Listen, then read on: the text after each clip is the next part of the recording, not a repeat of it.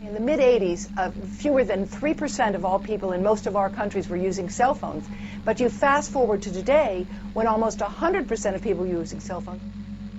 By the time they're 19 or 20 years old, they will have used the phone for 10 years, and we have no idea what type of risk that's carrying.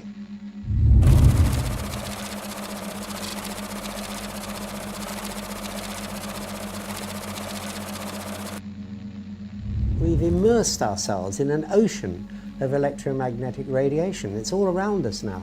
Invisible, we can't see it, but we know it's there. Every time you lift up your mobile phone, you know it's there.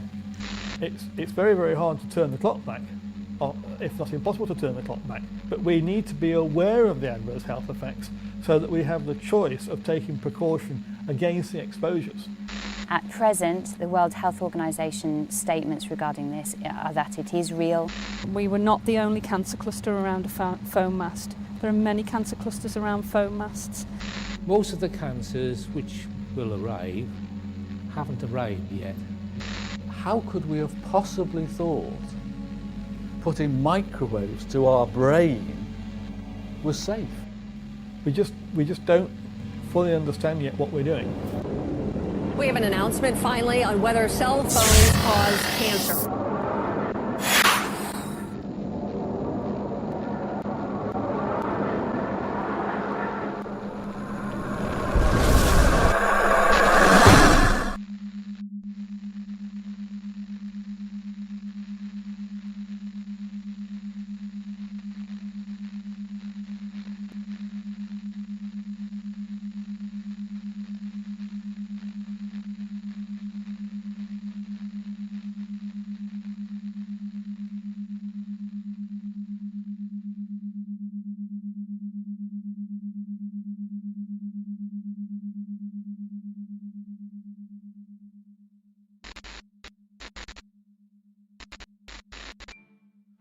An unknown scientist is about to make a discovery that should have changed everything.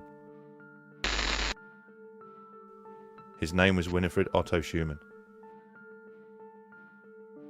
On the day in question, he was teaching his students about the physics of electricity, how a sphere within a sphere can create electrical tension, and subsequently, a frequency. Schumann's class had struggled to understand the subject, so to make it easier, the professor instructed them to imagine the Earth as one sphere and the ionosphere as another. He then asked them to calculate the tension that would exist in between. Having no idea himself, Schumann also began to calculate. Eventually, he arrived at a frequency of approximately 10 Hertz. As incredible as it seemed to Schumann, our planet had a pulse, a measurable frequency that surrounded life on Earth. Although the professor was proud of his find, he didn't see it as a hugely significant one, especially as it was only published in a small science journal, confined to the back pages, under the heading of Schumann resonance. It would take several years and an incredible twist of fate before the professor would begin to realize the true importance of Schumann resonance. That twist of fate had begun 30 years earlier with another German scientist by the name of Hans Berger. Using an EEG machine he had built himself, Berger had made the first ever recording of electrical frequency transmitted by the human brain. It was initially suggested the wave be named after the man who'd discovered it, but Berger, being a modest man, elected for an alphabetical name, and called it the alpha wave. Shortly after Professor Schumann's discovery, one of Hans Berger's colleagues, a man named Dr. Ankermüller, happened to stumble upon a bedraggled copy of a small scientific journal. The exact same small scientific journal that Professor Schumann's discovery had been published in several years before.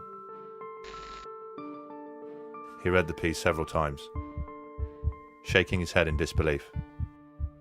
He realized instantly the magnitude of what was in front of him. The frequency of the alpha waves, recorded by Hans Berger, were almost identical to Schumann resonance. The frequency of the Earth. Dr. Ankermüller immediately contacted Schumann to convince him to investigate further. Schumann agreed and worked alongside one of his students to refine his discovery. They studied in detail how tension is discharged by lightning in the Earth ionosphere cavity. Eventually, they came up with an exact frequency. The pulse of the Earth, Schumann resonance, was exactly 7.83 Hertz. The discovery was remarkable. Schumann resonance wasn't just similar to the alpha waves of the human brain, it was identical. The brain's frequency, which controlled our creativity, our performance, our stress, anxiety, and our immune system, had somehow tuned in to the frequency of the planet. The pulse of the Earth had become the pulse of life itself.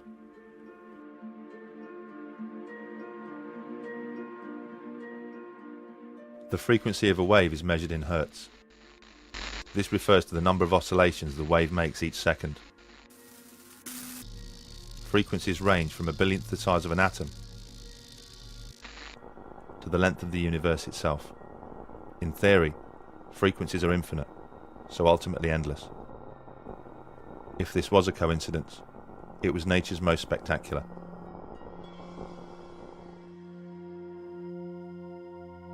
So what did all this mean? It wasn't long before somebody tried to find out. His name was Rutger Weaver, an acclaimed scientist from the Max Planck Institute. In the early 1960s, the professor constructed an underground bunker in order to examine the circadian rhythms of man. The circadian rhythm is the day-night cycle that is engraved into all life.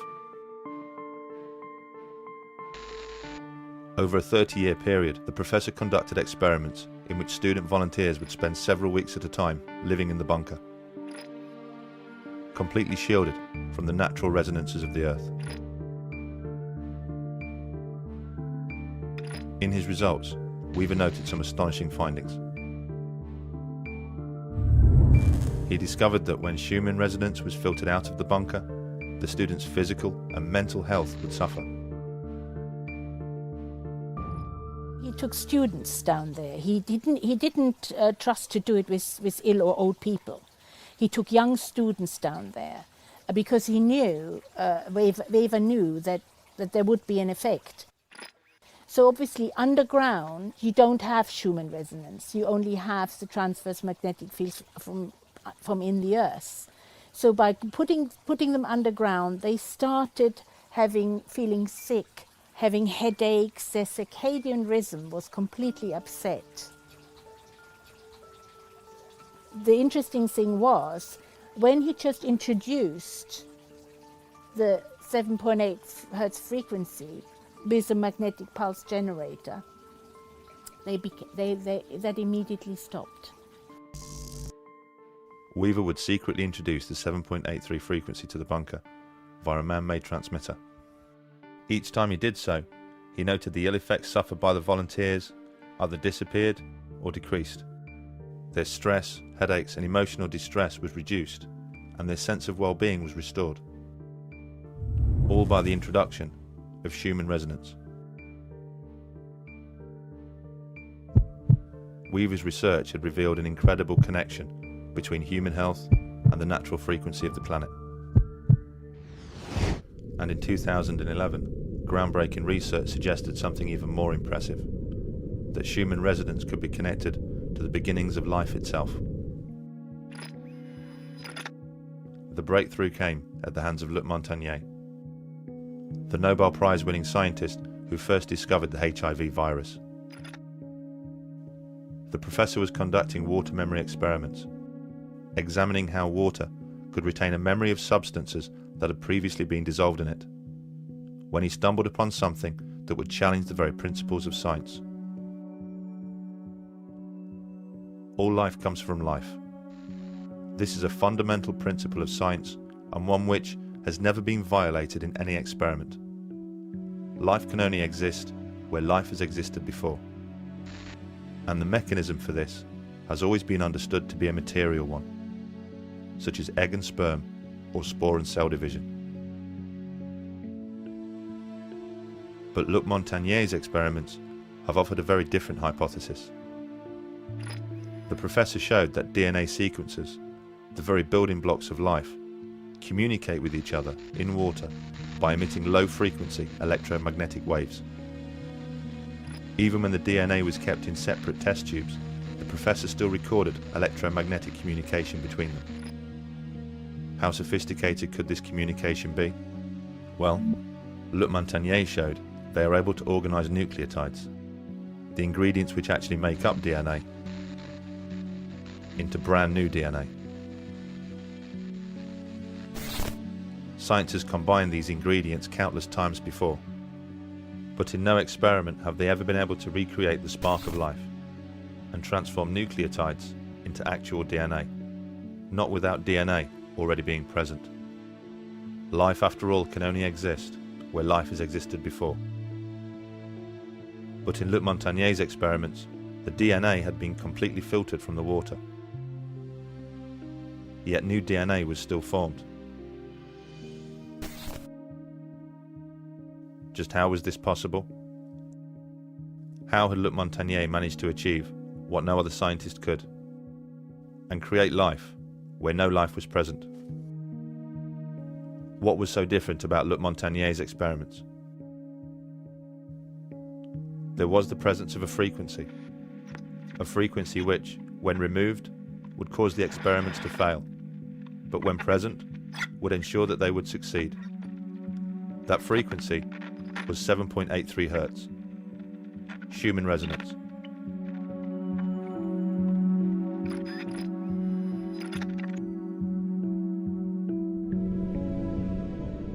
A delicate relationship had been struck between life and the frequency of the planet, an interaction of living organisms and electromagnetic frequencies, a reliance, a bond. Evidence of this can be found by reading the science papers, but more obvious proof can be found by simply walking outside.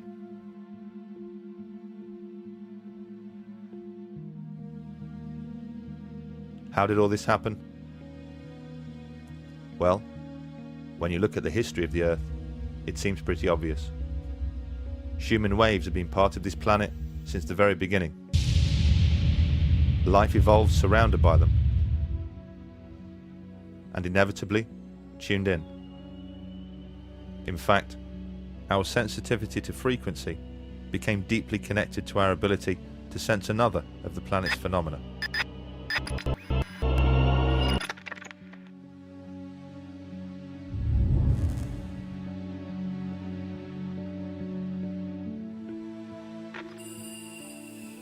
Two billion years ago, magnotatic bacteria formed a simple but intriguing relationship with the Earth's magnetic fields. The single-celled organism contained particles of magnetic material. This enabled it to act like the needle of a compass and orient along the magnetic lines of the Earth. As organisms became more complex, so did their reliance on the Earth's magnetic fields.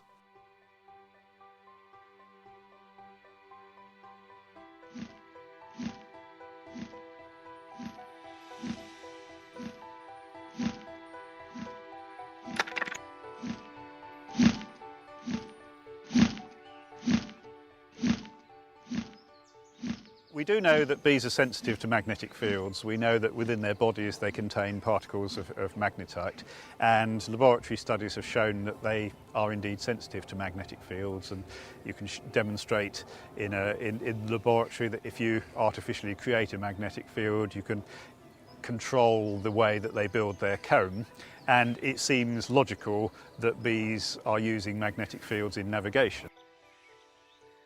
The delicate balance of life on Earth is perfectly illustrated by reliance on bees and their pollination of plants. It's hypothesized that without bees, life wouldn't stand much of a chance. Insect pollination is needed for really all the things that make eating interesting. So all the fruits, the nuts, and things like that all require insect pollination, and bees are the most important group of pollinators.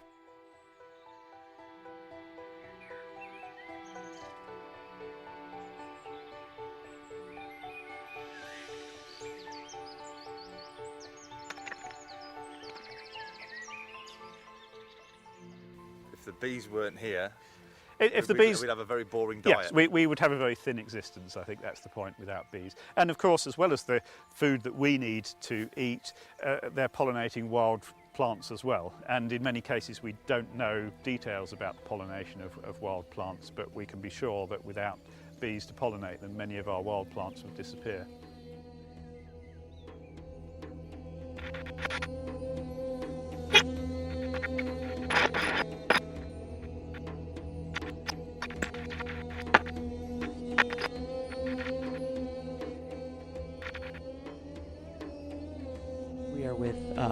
Marianne Fraser, the Senior Extension Associate for Beekeeping at Pennsylvania State University. What are the classic criteria of colony collapse disorder so that any beekeeper can go out there and look at their bees and say, this looks like a pretty classic case of this? The symptoms are that the bees are relatively healthy and strong, and in a very short period of time, the adult bee population disappears from the colony. It leaves the colony. And what it leaves behind is a lot of brood, meaning the young bees, honey, and pollen. On what continents has this colony collapse disorder been observed? Well, the decline of honeybees has occurred actually worldwide. We've seen many other countries report declines in honeybees. Whether or not it's truly due to this thing called colony collapse disorder, which is a pretty unique set of criteria, is another question. And that's one of the things we're trying to understand by trying to communicate with other people in other parts of the world. The sort of current concern particularly dates from about 2006, and particularly in the United States, where a lot of commercial beekeepers suddenly found that their bees had been healthy at one point in the year, and then in late summer just suffered these spectacular losses, and they appeared to be different from anything that had been seen before. So people were just going to their hives and finding there were no bees at all. Colony collapse disorder has affected hives all around the world, with some countries reporting losses of up to 70%. A variety of reasons have been offered as to its cause, but none of them have been able to conclusively explain why all of a sudden bees don't return to their hives. Apart from one, a sensational piece of research by Joseph Kuhn and his team. In an experiment, the doctor worked with 8 beehives and placed a regular home deck phone inside half of them. The scientists then monitored if the presence of a deck phone would affect the way that bees returned to their hive. The results were astonishing. In the hives where no deck phone was present, the bees returned at a normal rate. But in the hives which contained a deck phone, the bees hardly returned at all. In one hive containing a deck phone, not a single bee returned. To fully understand the relevance of Dr. Kuhn's experiment, we must first understand how a deck phone works. The reason you are able to walk around your home talking on your deck phone is because the base station of the deck phone sends electromagnetic frequency waves, called microwaves, to the handset. This is exactly the same way that a mobile phone mast communicates with a mobile phone.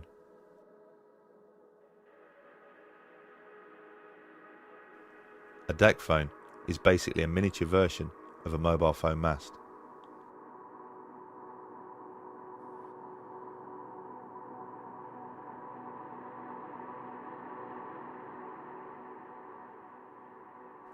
If a bee is affected by what comes out of a deck phone, it will most definitely be affected by what comes out of a mobile phone mast.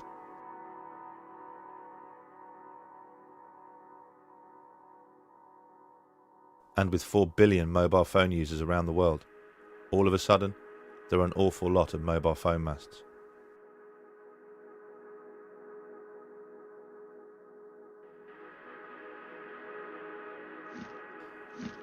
The bee's magnetic sense allows it to navigate using the magnetic lines of the Earth, an ability it has spent millions of years fine-tuning and developing. Does it stand to reason then that such an acute sensitivity would be affected by even the slightest change in the electromagnetic environment? So what about a gargantuan change, and one which has happened almost overnight?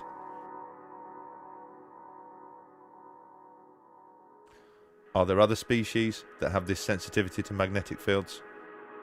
A sensitivity which ultimately makes them vulnerable to man-made frequencies. Unfortunately, the discovery of a new protein cell called a cryptochrome suggests all life has a magnetic sense.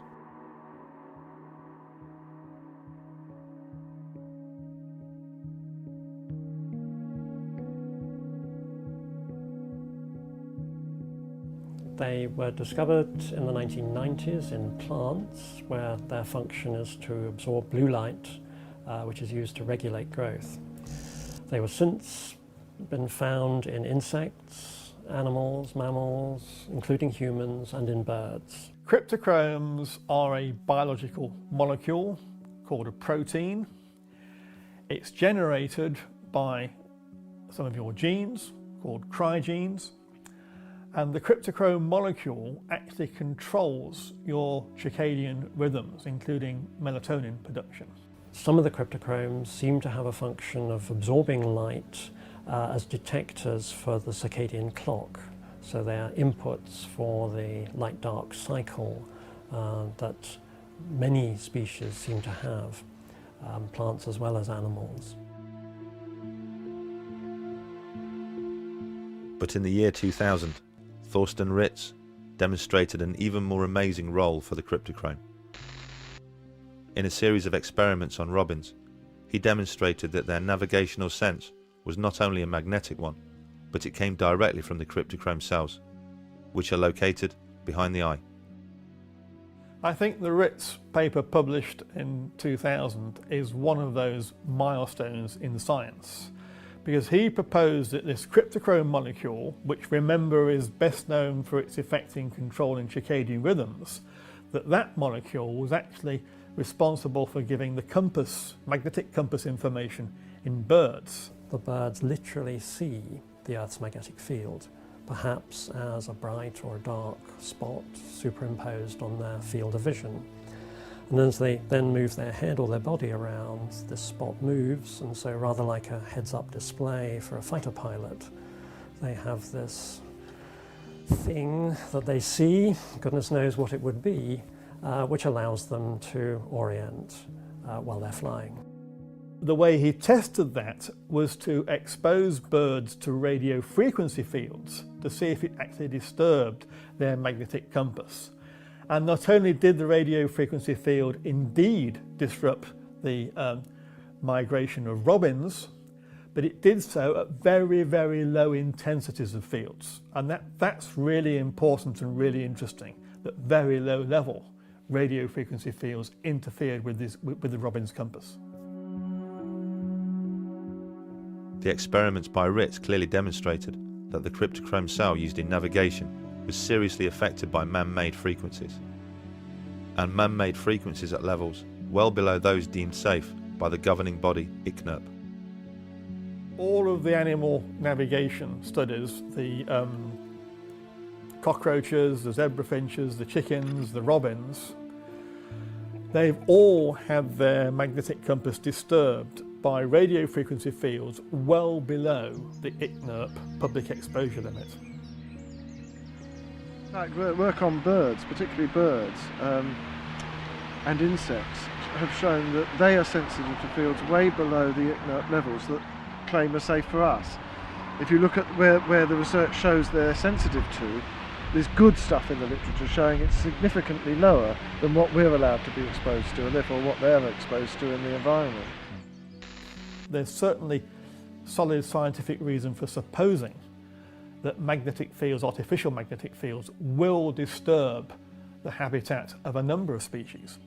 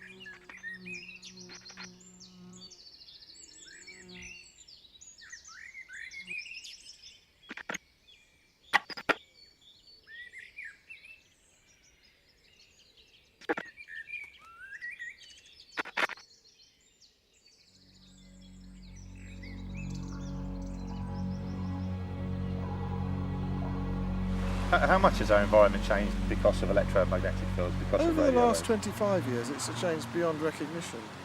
Just beyond recognition. It's millions and millions of times in terms of electromagnetic energy.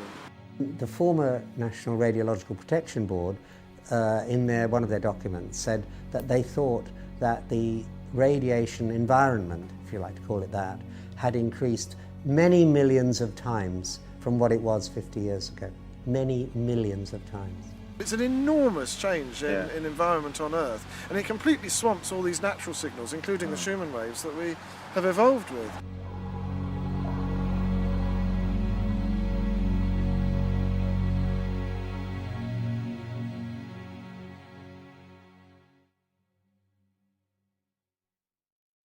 One of the reasons that cryptochromes are particularly interesting from the point of view of human beings detecting magnetic fields is that there's a recently study by Dr. Foley and colleagues showing that if you put human cryptochromes into the fruit fly, then the fruit fly is magnetically sensitive because of the presence of these human cryptochromes.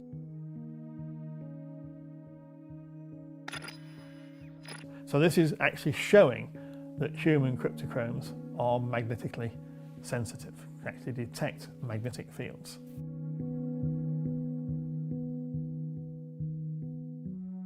The discovery of the cryptochrome cell has sparked new interest in the magnetic sense of man, a sense that Robin Baker had predicted some 40 years ago. This is not some kind of scientific blind man's buff. It's an experiment to find out whether children have a sense of direction. Blindfolded and earmuffed, the subject is turned around in a special chair until he can't remember which direction he's facing. The chair stops and the subject guesses whether he's facing east, west, north or south. West. The guess is recorded in a small computer. If children had no sense of direction, their guesses would be random, but they're not.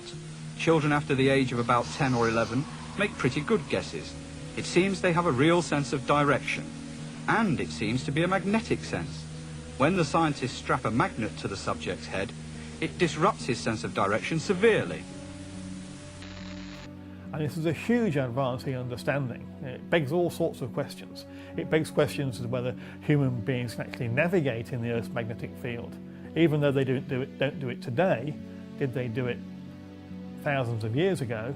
And of course it begs the question as to whether this is a process by which magnetic fields are actually detected in the human body, which leads to this disturbance of circadian rhythms, which would explain all these adverse health effects that we see so much of in the epidemiological studies of the health of magnetic fields.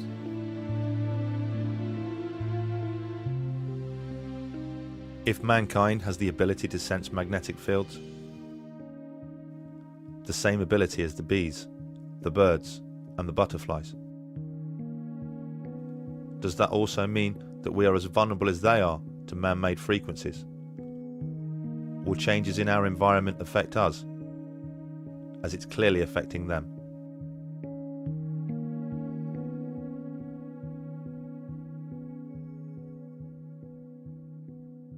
Rolling. Okay, so what is how do you describe electrosensitivity? Electrical sensitivity is when people start reacting, their body starts reacting to electromagnetic fields. Generally speaking, the electromagnetic fields that they'll be reacting to is wireless. So it'll be wireless communications, it'll be Wi-Fi, it'll be cordless phones, deck phones, mobile phones, masts. All of them emitting signals that our body has never experienced before. And when people start to become affected, when I became affected, the way that it starts to affect you is, generally speaking, it's your head first, and it will start giving you pains in your head. But I hate to use the word headache, because it's pains in your head that is unlike any other headache you've ever had before.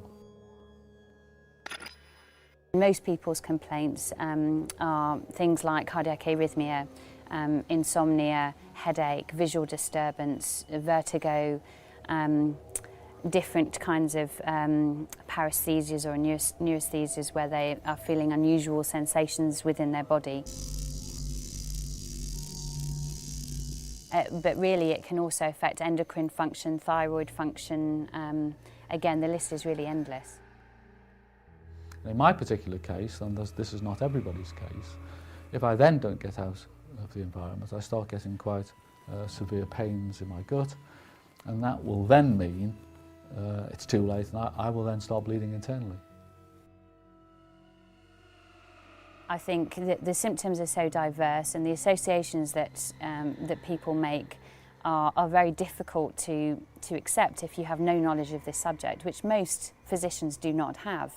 And that's no fault of their own. We're not trained to recognise this condition. It's very innovative, and our understanding of it is entirely embryonic at this stage. We're at the very first steps of unravelling and fully understanding this condition.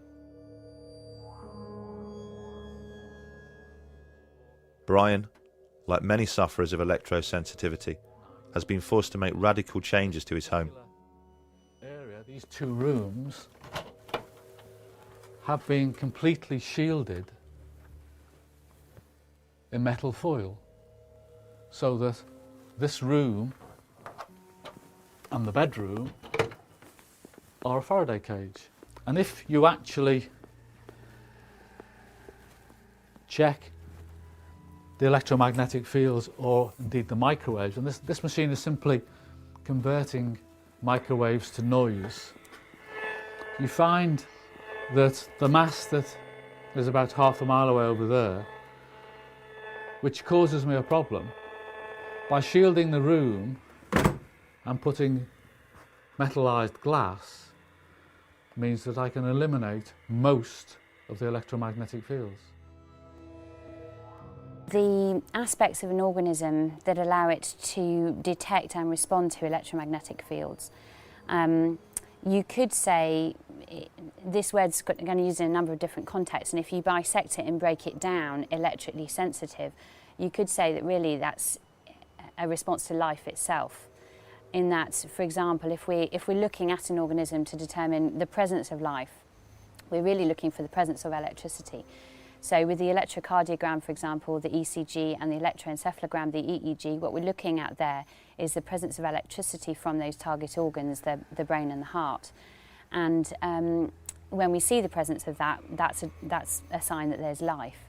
So in a way, given that on a cellular level, electromagnetic fields are part of life itself, we could say that all life is electromagnetically sensitive. Desperate to convince people that electrosensitivity was genuine, Brian and a number of other sufferers signed up to a landmark experiment at Essex University. The experiment, run by Elaine Fox, would sadly become the definitive work on the subject.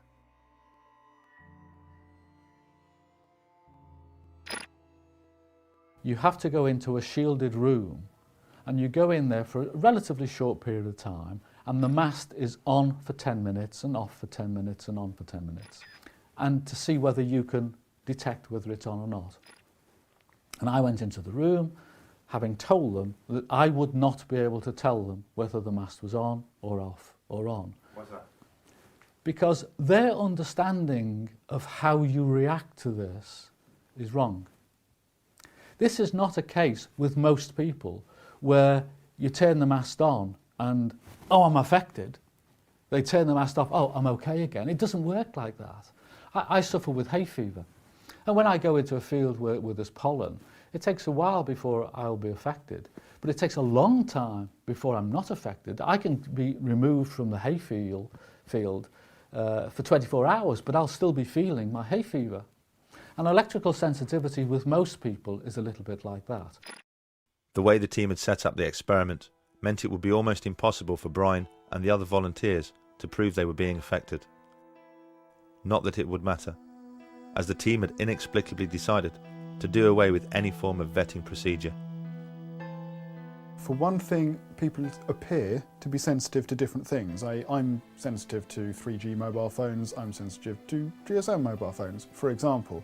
There are differences in the way the modulation works. I have no idea whether they're right in their sensitivities, but if that is the case, then it makes sense that the people who you've got into your study claim to be sensitive to exactly the signal that you're going to be exposing them to. If you have someone that, for example, is always sensitive to Wi-Fi, but they're never sensitive to mobile phones, if they exist, then you make sure that what they're being exposed to is Wi-Fi and not mobile phones, because you're actually trying to prove whether they're sensitive to what they're saying they are.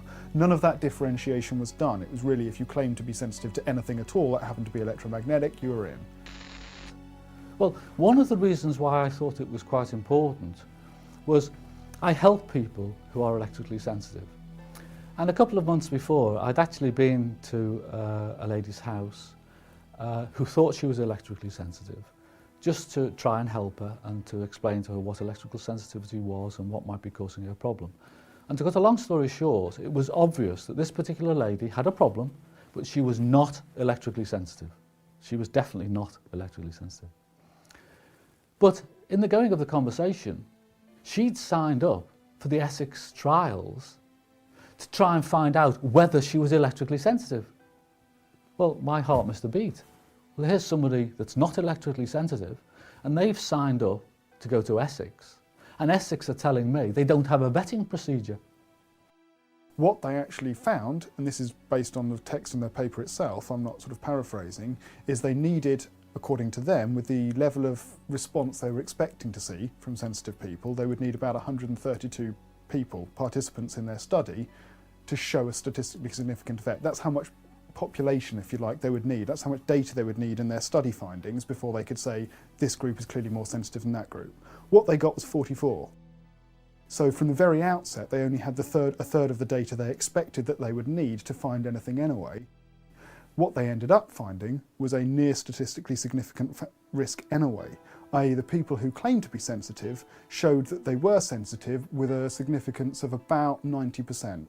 So the borderline at which a scientific paper says, yes, this is statistically significant, is 95%. If you don't get that level of certainty, it's not a statistical finding at all. It could be random chance and noise. They got something which was 90% certainty of an increase in risk, and of course it fails the magic bar at which you can call it a statistically significant result, and it was written off as this demonstrates that people aren't sensitive, when actually it did no such thing.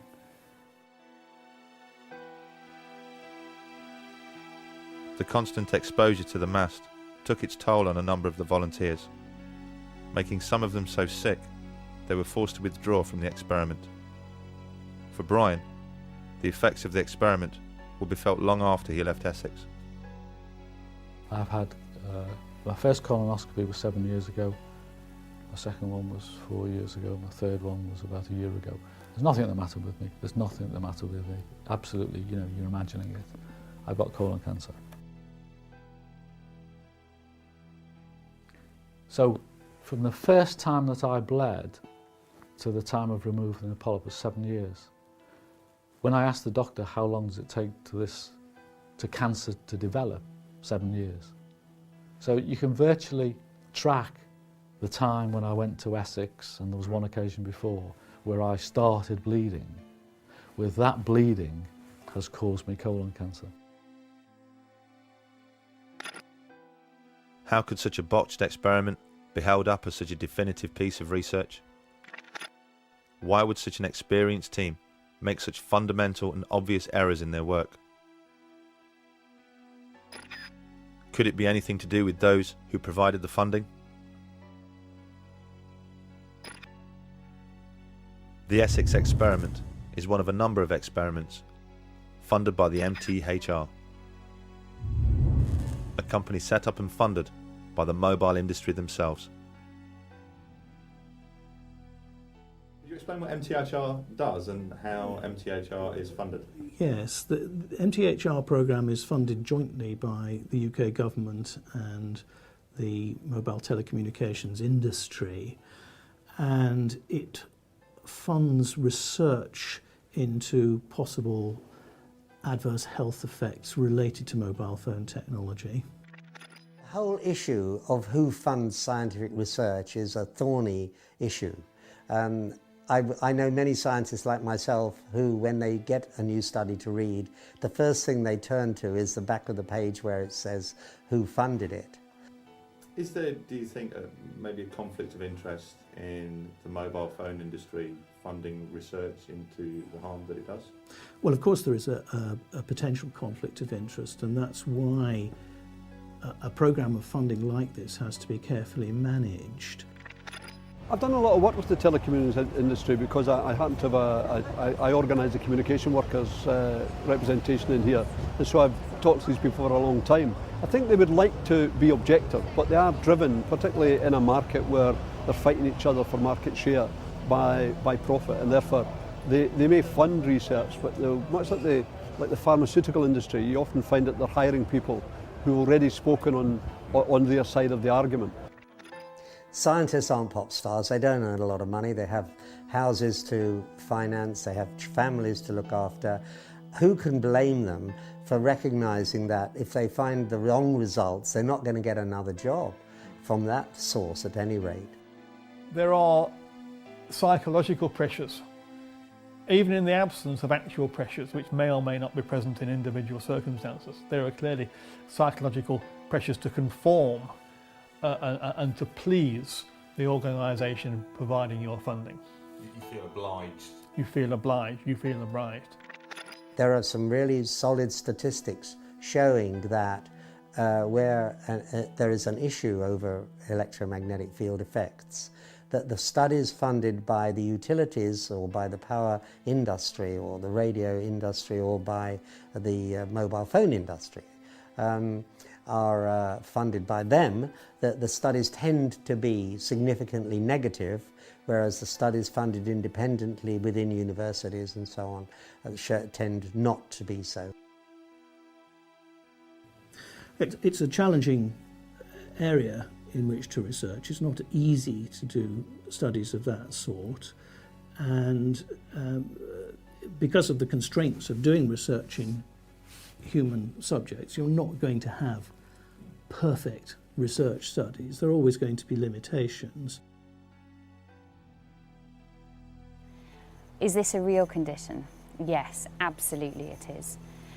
At present, the World Health Organization statements regarding this are that it is real and symptoms can be severe and disabling. Figures for electromagnetic hypersensitivity are around 2 to 3%. Those are people who've had their life extremely affected by this condition. But, as I've previously mentioned, on a cellular level, 100% of people are reacting. That means that the healthcare consequences of not taking this seriously and not recognising it are potentially huge. And the numbers of people that have mild or moderate electrical sensitivity are probably far higher than we estimate.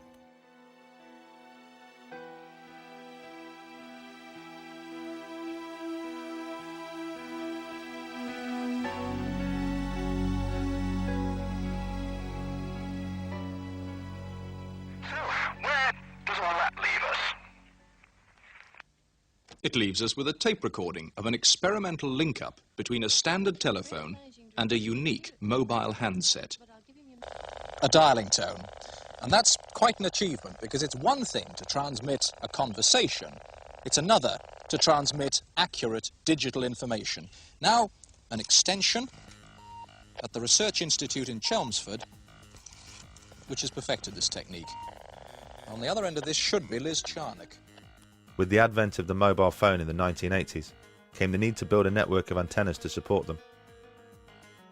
Since then, the telecom companies have erected over 5 million mobile phone masts around the world. But incredibly, prior to filling the air with microwave frequencies, they didn't conduct a single piece of research to ensure there wouldn't be any long-term health effects from such exposure. The grid was built without first making sure it was safe. Thank you for your help.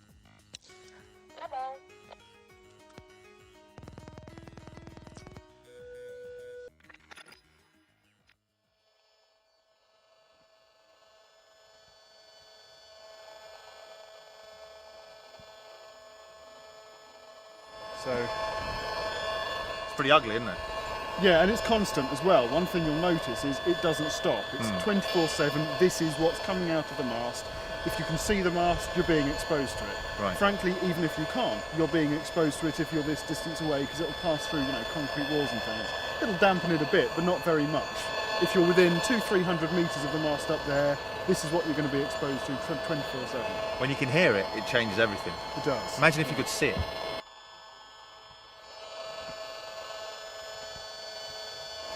It'd be the equivalent of seeing a daily smog. Yeah.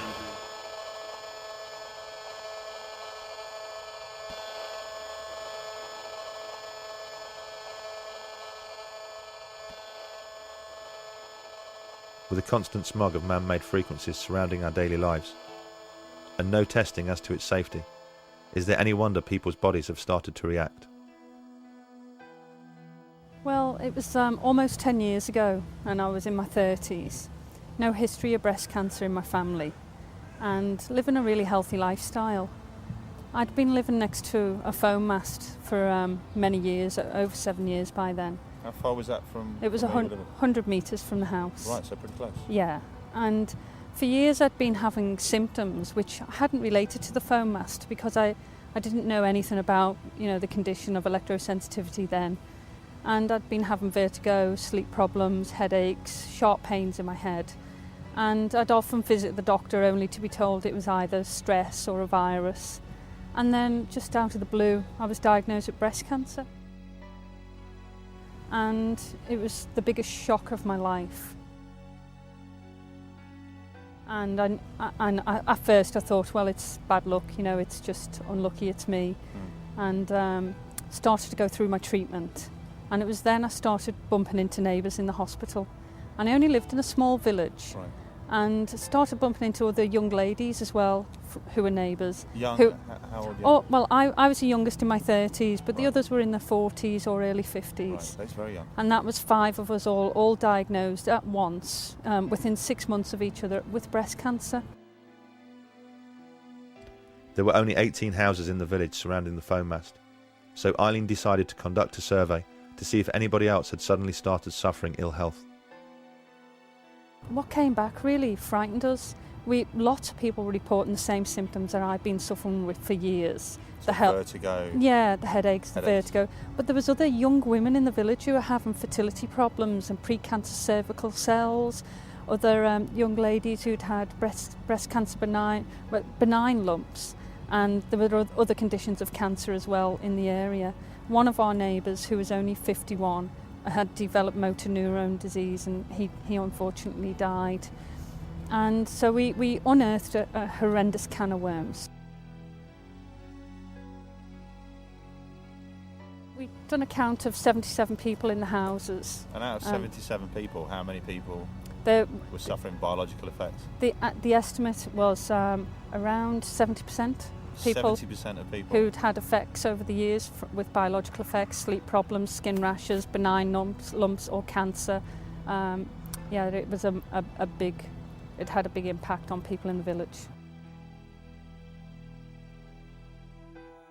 I think this is a global, massive problem. We found since then that we were not the only cancer cluster around a foam mast. There are many cancer clusters around foam masts. And we'd worked with a local scientist where we looked at other foam masts that have been in areas for a long time and conducted other surveys and found other cancer clusters as well.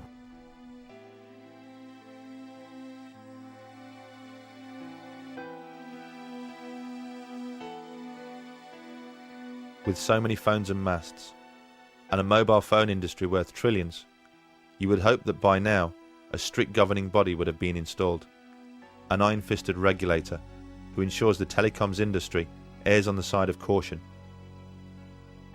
someone to set strict levels which protect the public, someone to ensure that what we're being exposed to is absolutely safe. Unfortunately, we don't have any of that. What we do have is ICNIRP. Well, ICNIRP was set up in Europe about 20 odd years ago to look into non-ionising radiation. It stands for the International Committee of Non-Ionising Radiation Protection, and their job is to look at all the literature that comes out and basically summarise it, say this is what the science definitely says. You can't get elected to it, you get invited to join it, right, if you're one of the preferred people. Right, got so you. it's always erred on the side of industry because that's really where its roots are. So what we've got is we've got a guidance standard which they've set, which has been adopted by most of the countries in Europe, and it's been something that the European Commission themselves recommend, including their expert body CENIR. But those guidelines are based on evidence that we know has a cause and effect for radio frequency radiation. So the only setting that exists at the moment for energy that's around the same frequency of mobile phone masts, mobile phones, DECT cordless phones, wireless communication devices that we're used to on a daily basis, is the one that we know works for microwave ovens, i.e. if you generate enough energy and localise it in a small enough area, you heat things. You heat tissue, you heat anything that has some level of water in it. None of the current rules are anything to do with chronic health effects or cancer. None of them, not one of them. They're all set for heating effects and acute effects like prickling of the skin or your eyebrows going up or something like that, you know. None of them are for long-term health effects. So saying that it's below 40, that means nothing. It's meaningless. It's meaningless. It is not intended to protect from long-term health effects. ICNIRP is, well, ICNIRP is just irrelevant. It's irrelevant. Well, for example, if you want to make sure that nobody exceeds the speed limit past a school, set the speed limit at 1,000 miles an hour. Then everyone will obey the speed limit. No one will exceed it. You know, everyone can go sailing past this school at 999 miles an hour and the limit will be complied with. The advisory body effectively are not set up to look at the evidence with regards to safeguarding the general public. So ICNIRP essentially there to establish what's 100% fact, and anything that's not 100% fact is not their concern. That's right. They'll talk about it, they'll summarise what there is, what there isn't, and what's left to find out, and then that's it. They'll leave it there. No recommendations, nothing, because they just don't see it as their job.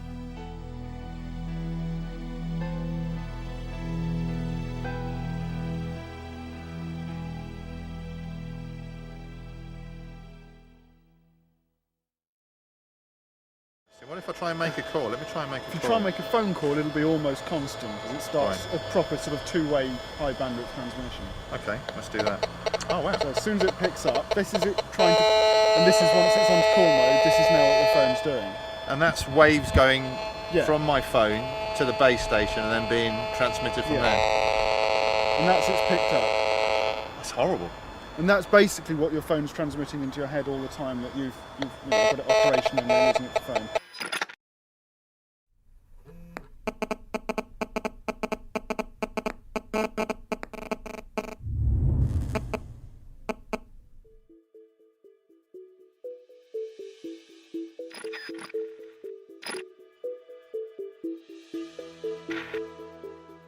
It's hard to imagine a piece of technology which has accelerated into our lives quite like the mobile phone. 25 years ago, it was seen as little more than a gimmick. Today, 4 billion of us own one. And the average age of a child when they receive their first phone is just 8 years old.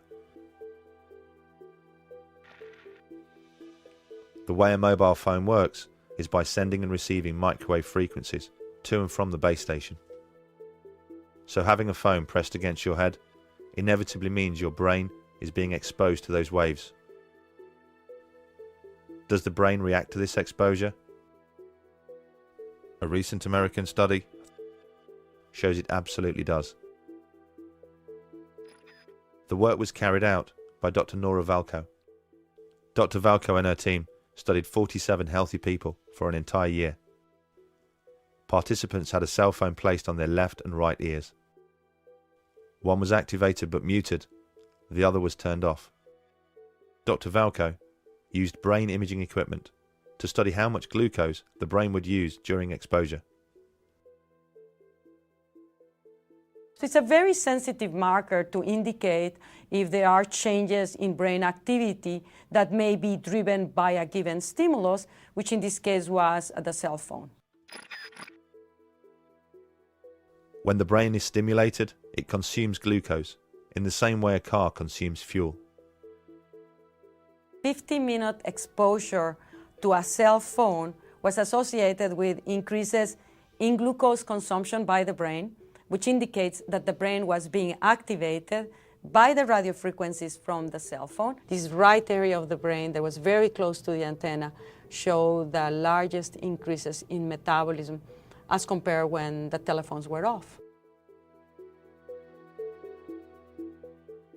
Even though the radio frequencies that are emitted from current cell phone technologies are very weak, they are able to activate the human brain to have an effect. By using a muted cell phone, Dr. Valco's experiments showed that the human brain has a metabolic reaction to the presence of microwaves from a mobile phone. A metabolic reaction at levels well below the legal limit.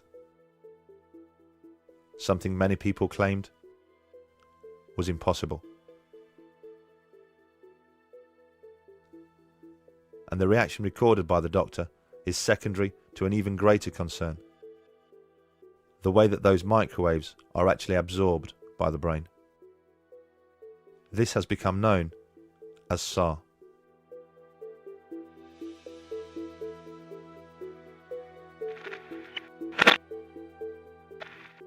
SAR is, well, first of all, it stands for specific absorption rate, and that's the measure of how much radio waves, or how much RF energy, in this case radio waves, is absorbed into the human body over a certain period of time within a certain volume. So it's a measure of the heating effect that a radio transmitter would have on your body, on the human body. The SAR for every mobile phone is measured in this way, using an artificial head called a SAM phantom. This is filled with a glucose mixture which represents the brain. The probe measures the amount of microwave radiation that penetrates the SAM phantom skull and calculates a SAR rating based on how much energy is absorbed.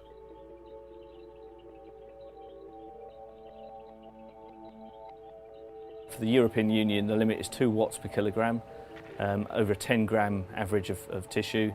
For America, it's 1.6 watts per kilogram over a 1-gram average of tissue. So the limit for the USA is more stringent than for the European Union, but other countries around the world, such as Australia and New Zealand, use the European limit. Some of the most popular phones on the market emit so much microwave radiation that their SAR rating is right on the edge of the limit.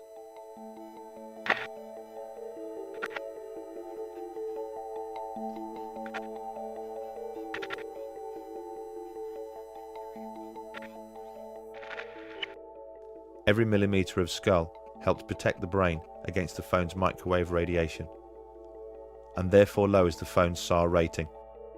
Children get their first phone at the average age of 8 years old. An 8-year-old skull is considerably thinner than that of an adult, so you would hope that phones are tested against a skull which represents the thickness of that of a child. The SAM head is an average shaped and sized human skull. The average of 10,000 people has been taken in terms of their head measurements, and this SAM phantom head has been created, which is an average human skull.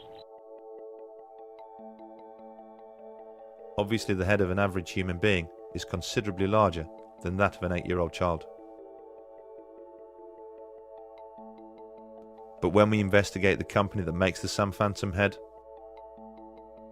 we discover that the news is even worse. The SAM phantom isn't just the average of 10,000 people. It's the average of 10,000 US Army personnel. And US Army personnel most certainly have a larger, bigger, thicker head than the average 8-year-old. It's pretty reasonable to assume that if most mobile phones were tested against the skull of an 8-year-old, they would fail.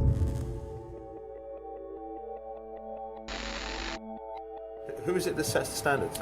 A group of people from a committee called ICNIRP.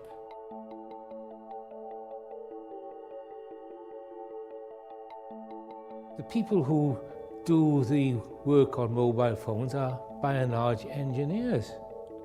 They have no idea what is going on inside the living cell, but they are pontificating on this. They make the assumption that the only thing that can affect the well-being of a living organism is if it is powerful enough to heat the tissue. But that's like saying, we know if we boil an egg, it goes hard. What they don't know is that if they don't boil the egg, it turns into a chicken. And they haven't the slightest idea how that happens, but yet they pontificate as if they do.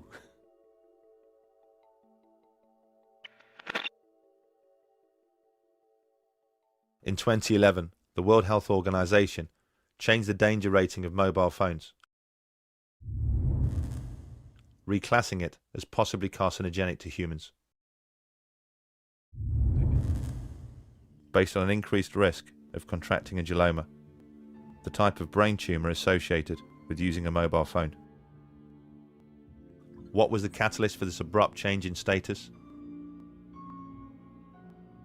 There have been countless studies conducted into the possible health effects of mobile phones, some showing an effect, some showing no effect. But the most conclusive came from Leonard Hardell. He has overseen the largest and most comprehensive piece of research ever conducted, combining his own work with that of others from around the world. From the early 1990s, they have investigated the phone habits of more than 2,000 people from around the world. People with tumours such as astrocytoma and acoustic neuroma, the brain tumours associated most with mobile phone use due to their proximity to the ear. Their findings are shocking. They concluded that mobile phone use does increase the risk of a brain tumour. And they also discovered why earlier research showed no effect.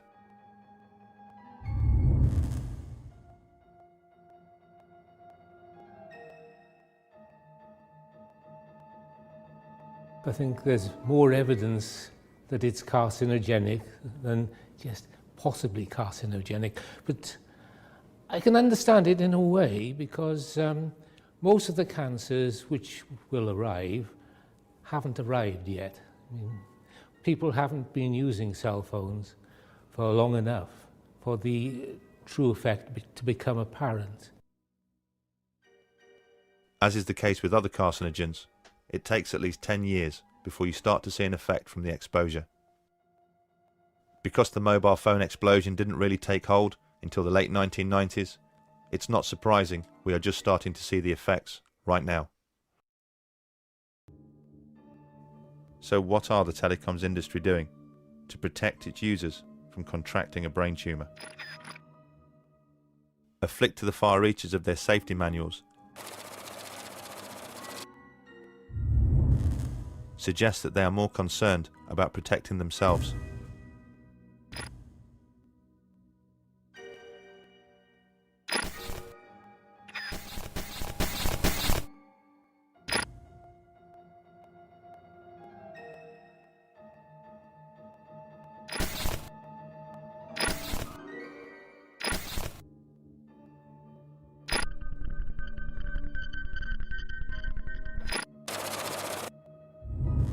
At the back of almost every single phone's user guide are instructions on how far to keep your phone from your body.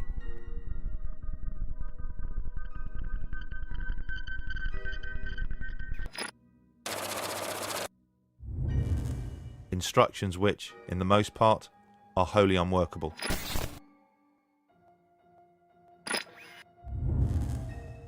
And what happens when the telecoms industry funds research into the harm that they are causing? And that research concludes that there is an effect.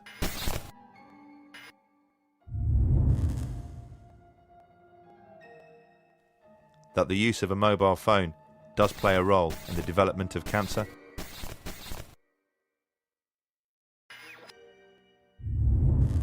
They tend to keep that research to themselves. We just don't know what we're storing up with EMF, because the effects are largely long-term, and we have, as you say, this ubiquitous exposure and ubiquitous reliance on these exposures. We just don't fully understand yet what we're doing. Although the epidemiology clearly shows that using a mobile phone increases the risk of contracting a brain tumour, what people like ICNIRP need to see is a definitive cause and effect. How it happens. What's the mechanism? How exactly is the cancer caused? It may seem obvious that a being so tuned in to the Earth's frequencies and so sensitive to her magnetic fields would naturally have a reaction to man-made microwaves. But for years, the telecoms industry have defended their actions by asking the same question.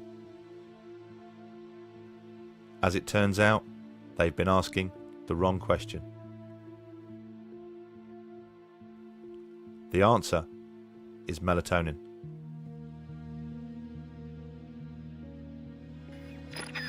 You know, melatonin is a hormone, and believe it or not, it's made in the brain. It's made in the pineal gland of the brain, and it's got a very powerful antioxidant status compared with vitamins. For example, melatonin is 5 times as powerful as vitamin C and twice as powerful as vitamin E. And it secretes only at night, and it's at night that we need it because that's when we go to sleep and when our brain repairs the cells of our body. And that's when melatonin comes out to do its work.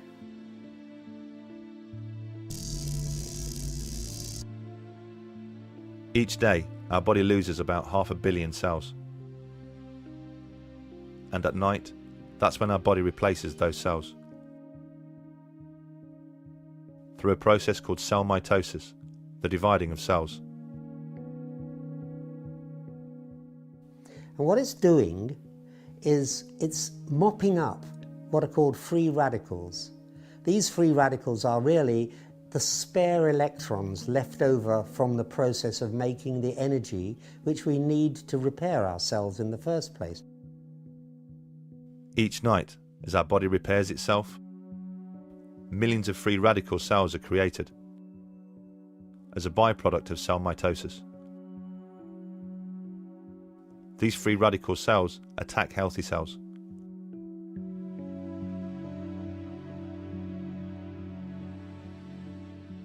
It is universally agreed that the free radical cell is the main causal factor in most cancer.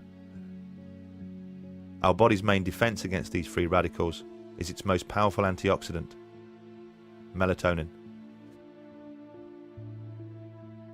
It passes into the bloodstream, And its job is to act as a natural antioxidant, a natural anti-cancer agent. Melatonin is a very, very powerful anti-cancer agent. What it does is it acts as what's called an oncostatic agent, that is, it protects you against cancer. It controls the sleep-wake cycle so that you get a good night's sleep when you've got proper melatonin. It's an anti-aging molecule. In other words, by mopping up those free radicals, it leaves your skin and complexion looking younger.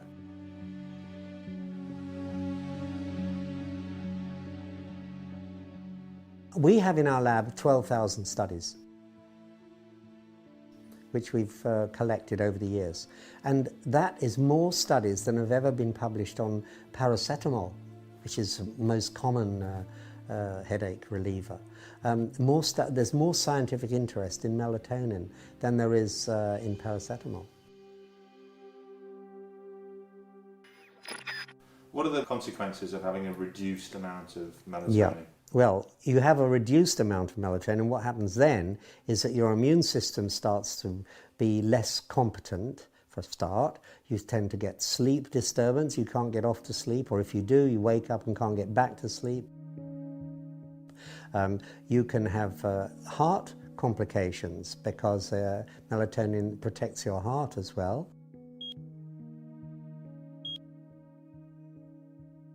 And you're much more prone to disease because your immune system is not functioning at its best. So these are some of the things that happen when you have a lowered melatonin level. And for example, the average woman with breast cancer has only got 1/10 of the melatonin of a normal woman of her age.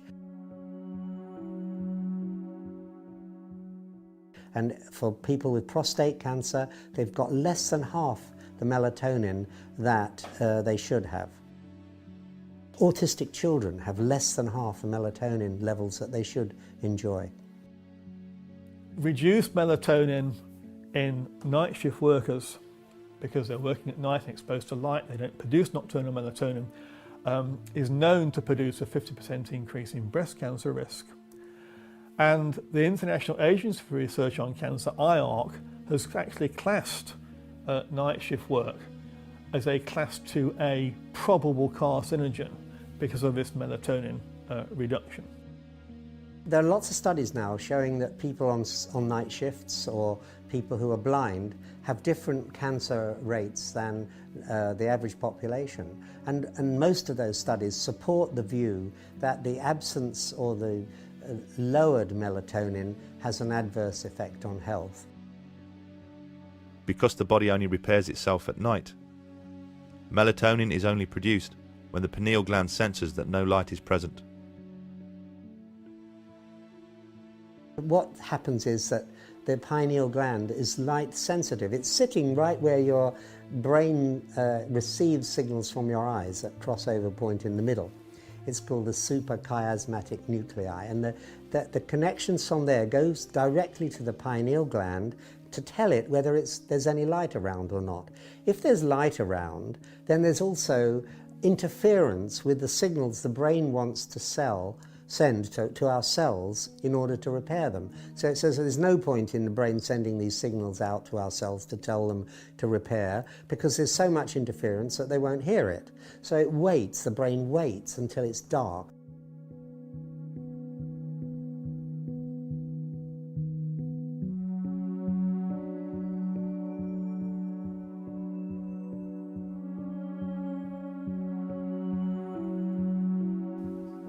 What kind of research has shown that there's an effect on melatonin production from electric fields, magnetic fields, radio waves? Right, well, the Battelle Institute in America has done a lot of work on this way back from the late 1970s, in fact.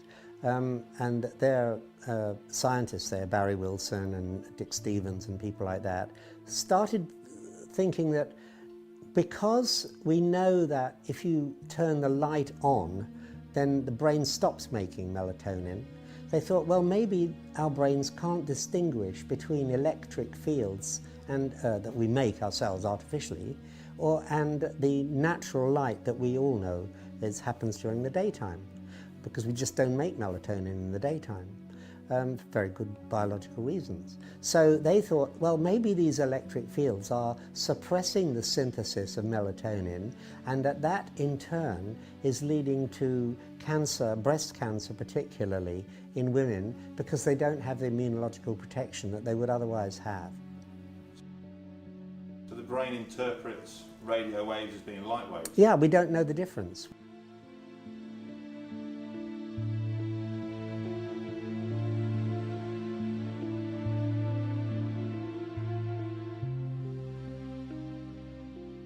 The hypothesis that the pineal gland cannot distinguish between light frequencies and man-made frequencies is certainly backed up by a wealth of research.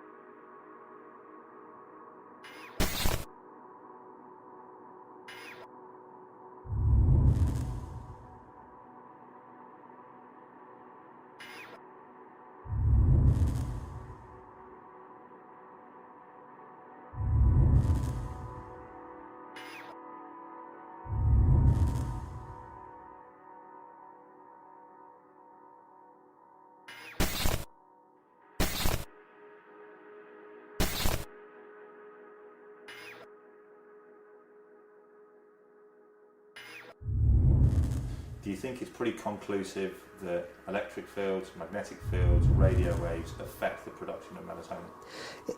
This research, which shows that kestrel melatonin levels fall with exposure, that white storks nesting on buildings near to radio masts have lowered progeny compared with stork nests a long way away from radio masts, studies on ants, studies on bees, and studies on birds of various kinds, studies on marine mammals, all point in the same direction. But then there are studies in the laboratory of cells in the pineal gland which actually synthesizes the melatonin, and looking at the effects of magnetic fields on those cells.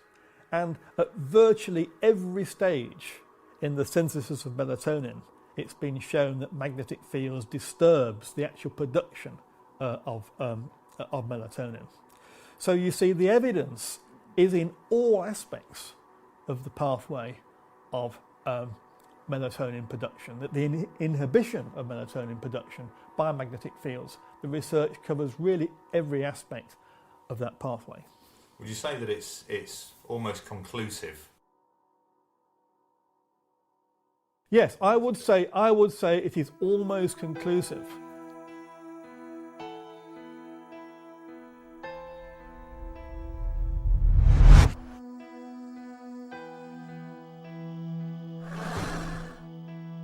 The genius of our body means it is able to counter the production of free radicals with the production of melatonin. We have created in ourselves a precise balance, a perfect system of defense. It has taken our body millions of years to perfect this technique. A technique created based on the surroundings we have evolved in. But over the last few decades, our surroundings have changed, and changed exponentially. To the naked eye, the world appears to be the same. But at a cellular level, it is the biggest change in environment life has ever encountered.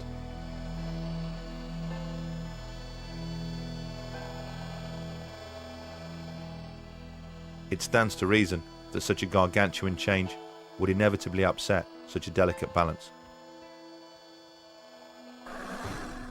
And the consequences of our bodies not producing the right amount of melatonin could be disastrous. Scientists around the world now believe that free radicals could be the causal factor in every known disease, not just cancer. In the beginning of the 1900s, childhood leukemia was a medical rarity.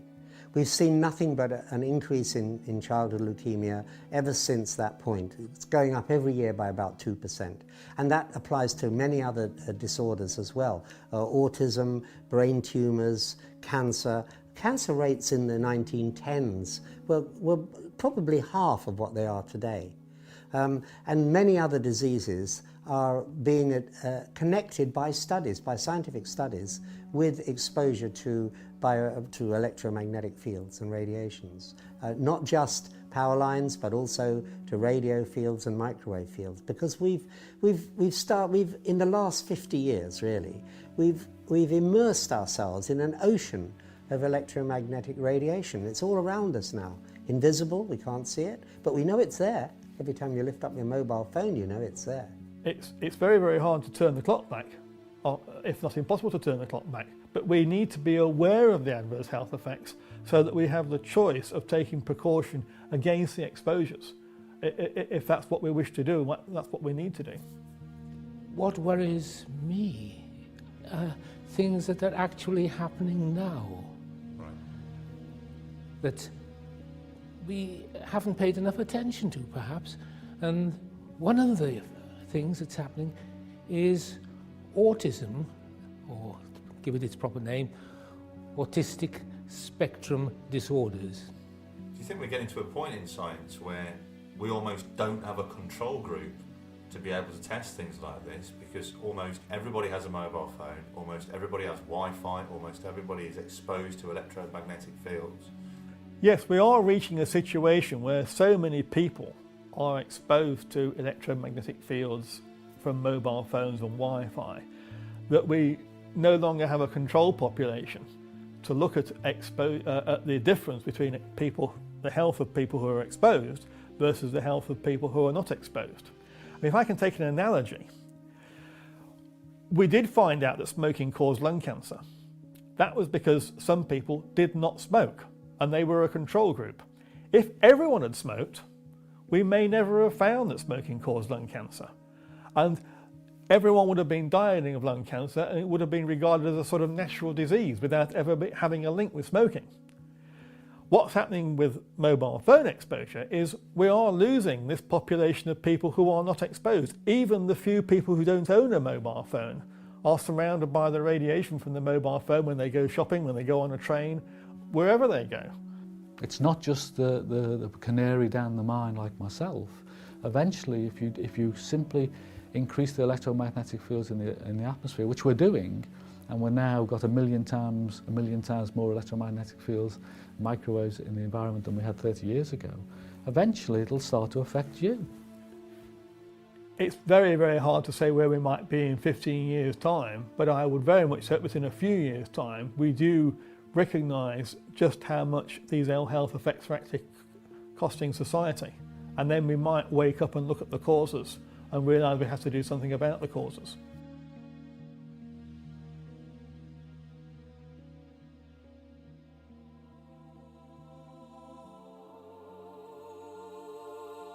We are a brilliant, yet complex organism. The way that our body functions isn't by chance, nor is it something which has happened overnight. Like every other creature on this planet, we have adapted into the environment we exist in.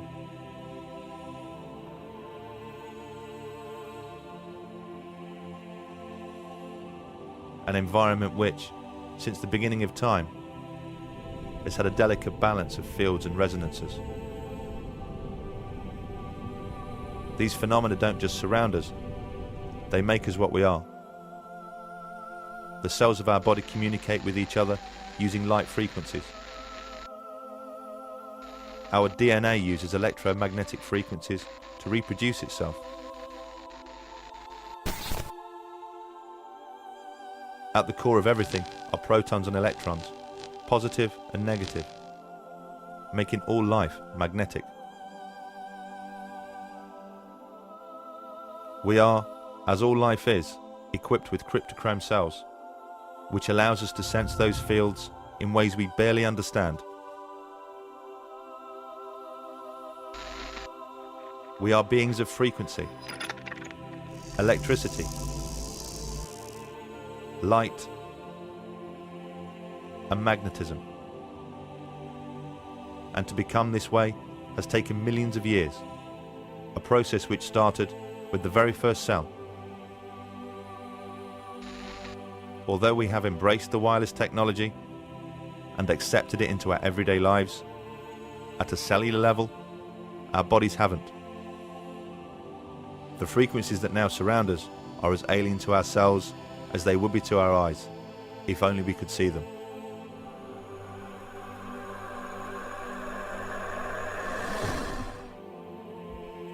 Our children are being born into a world that their bodies simply cannot understand. Where will all this lead?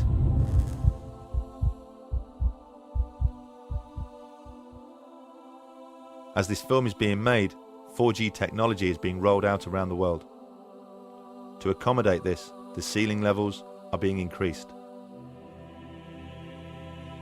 Wi-Fi is in almost every single home, school and business, surrounding us constantly. Deck phone technology is the norm in almost every single household. At a time when the industries responsible should be displaying caution, they are displaying a reckless disregard for our long-term health. Money talks. And they are about as likely to develop a conscience as the tobacco industries did. If there's going to be a change, it's not going to come from them. It's going to have to come from us. We just need to open our eyes and see the problem.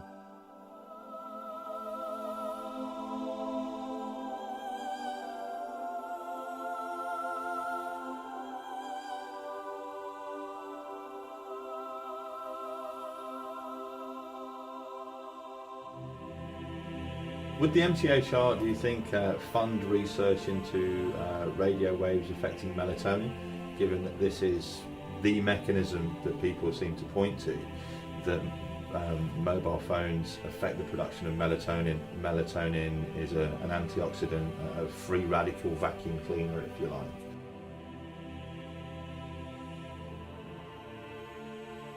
When we issue a call for research proposals, as we're doing at the moment, while we highlight areas that are of particular interest, we invite applications, proposals across the spectrum.